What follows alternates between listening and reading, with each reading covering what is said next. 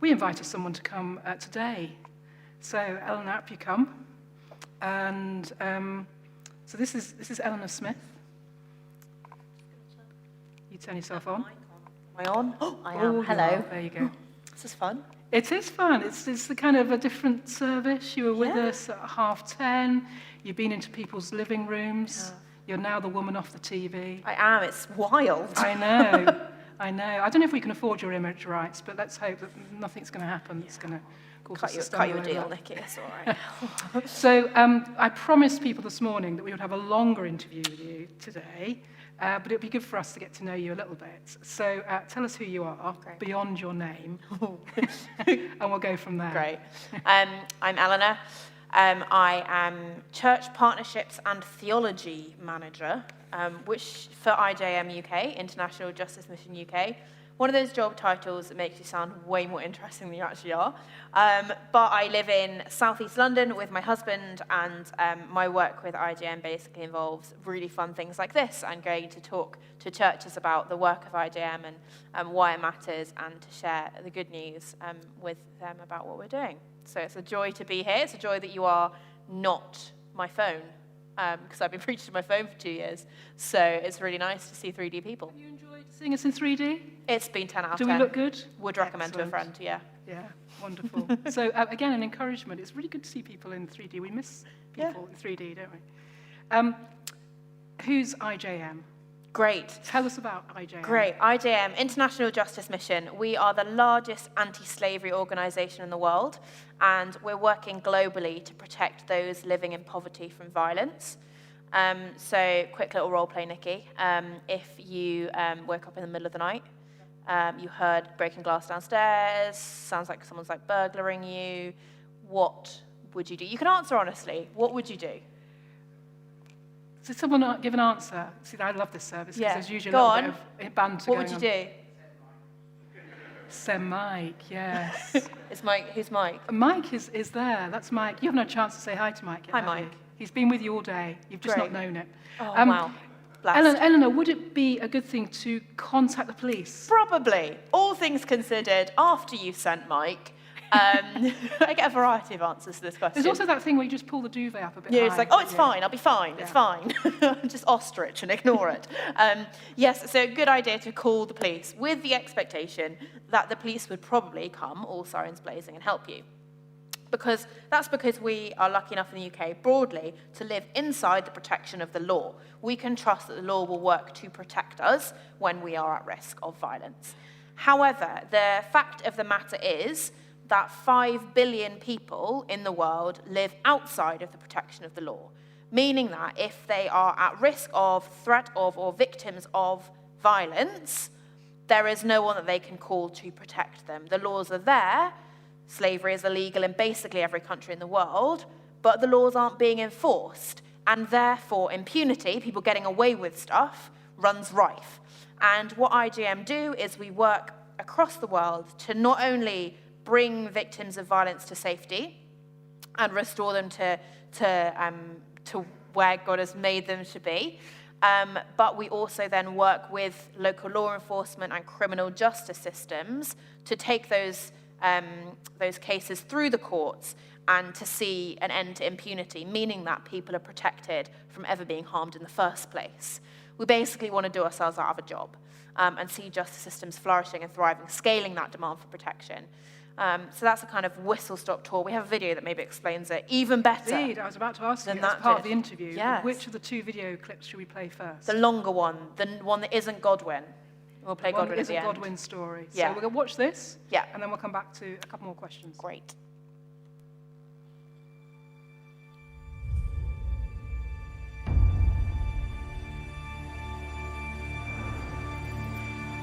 So this is the target establishment. First suspect, view for our victims. And remember, if there's a hazard or dangerous situation, move yourself to a position of cover. 300, pull over to the police.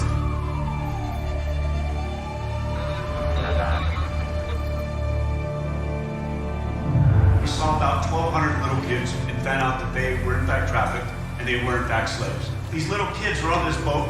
They are not fed. They are abused beyond imagination.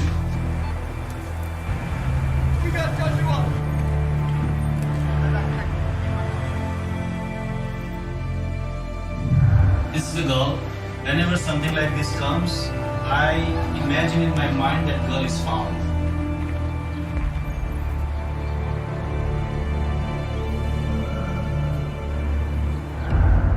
We have operations all over the world, rescuing people from slavery. Because today there are criminals who abuse children, sell girls, How old is she? 12. How much? 30. Yeah, I'm afraid. and force families into slavery. Criminals prey on the easiest target, the world's poor, because they expect no one to defend them. Pareho po tayong mga tao. Hindi po tayo bagay or hayop na pwedeng gamitin lang sa pansarili.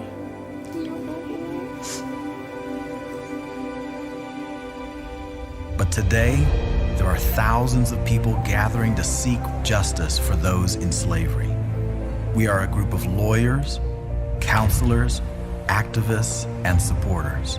We are called International Justice Mission. And together, we form the largest international anti-slavery organization in the world. But slavery won't come to an end until criminals know they can't get away with it. So we partner with local police to arrest and prosecute criminals. This sends a message to slave owners. We will not go away. We stay with the survivors until they are healed, until they are free. Natulungan po ako ng IJM sa pamamagitan po na sa case ko, sa pagtulong po nila na ma-overcome ko po yung fear. Each year, we rescue thousands of slaves and protect millions around the world. We are transforming how justice systems protect their citizens.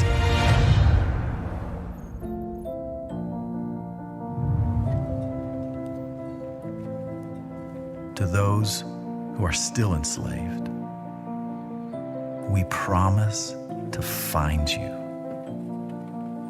We will get you home to your families so you can have the freedom you deserve.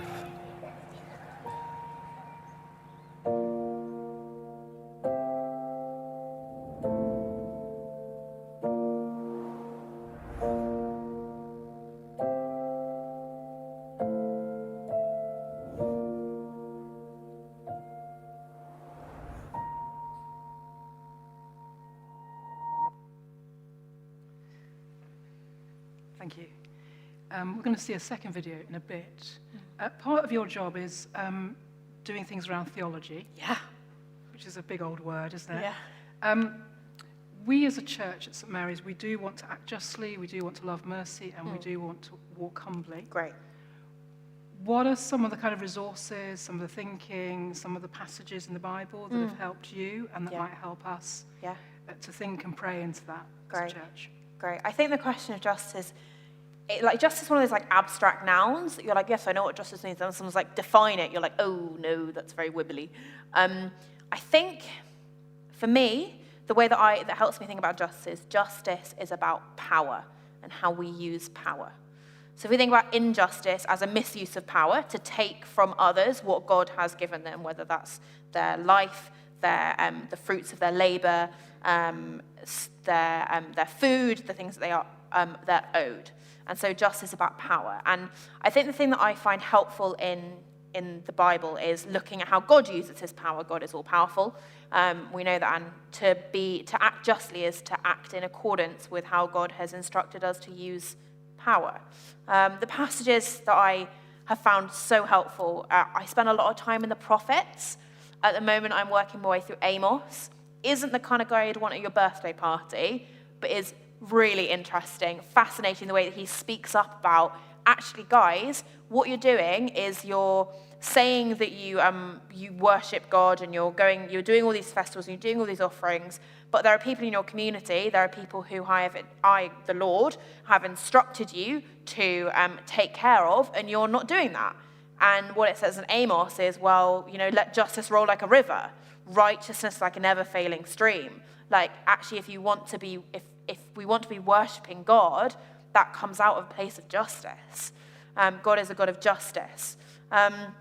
So the prophets are a great place. Also, even looking at Jesus himself and the life that he led, I like to think of it as like his social media bio in Luke 4, where he enters a temple, and it's his first kind of moment on the scene. He bursts onto the scene, and he's in the synagogue, and he quotes from Isaiah 61. He says, "The Spirit of the Sovereign Lord is on me, because he has anointed me to proclaim good news to the poor, to bring freedom for the captive, sight for the blind, set the oppressed free, and proclaim the year of the Lord's favor." And then he goes, "Today the scripture has been fulfilled in your hearing." Boom. And so looking at Jesus is a really great place to start as well. How does he treat those that society says are worthless? How does he treat those that society sees as outcast and not worth time? And that is in and of itself seeking justice. So you're here for a particular reason. I am. Tell us the story so far in terms of St Mary's and IJM.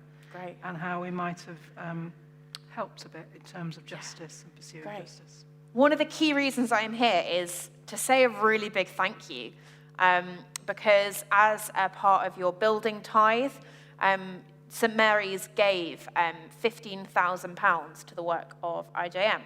And we say IJM, the equivalent of one rescue operation is about £5,000. And so St Mary's gave the equivalent of 3 rescue operations to 3 locations.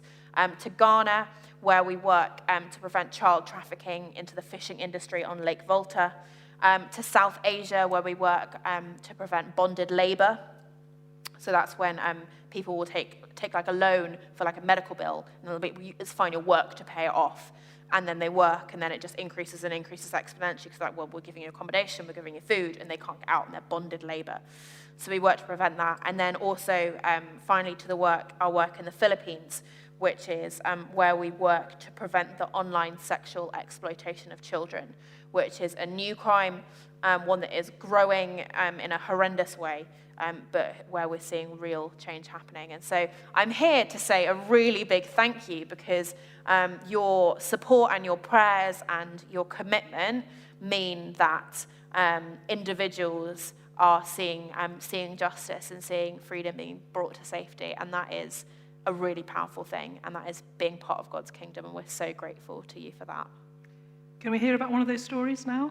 Yes, you can. Good link. I have another video for you. This is a story of Godwin, who is based in Ghana.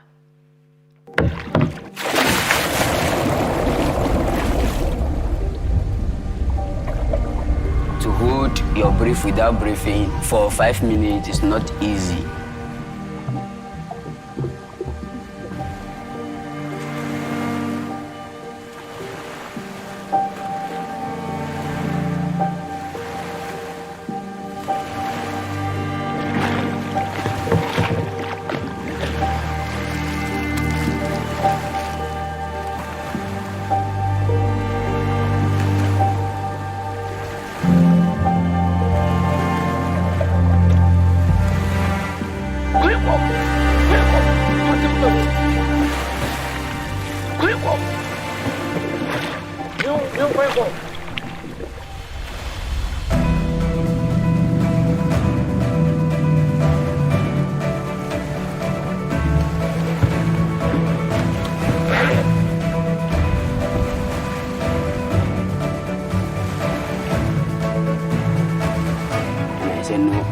Other people's there that are even suffering more than I am doing. So if good, I should go back and rescue them too.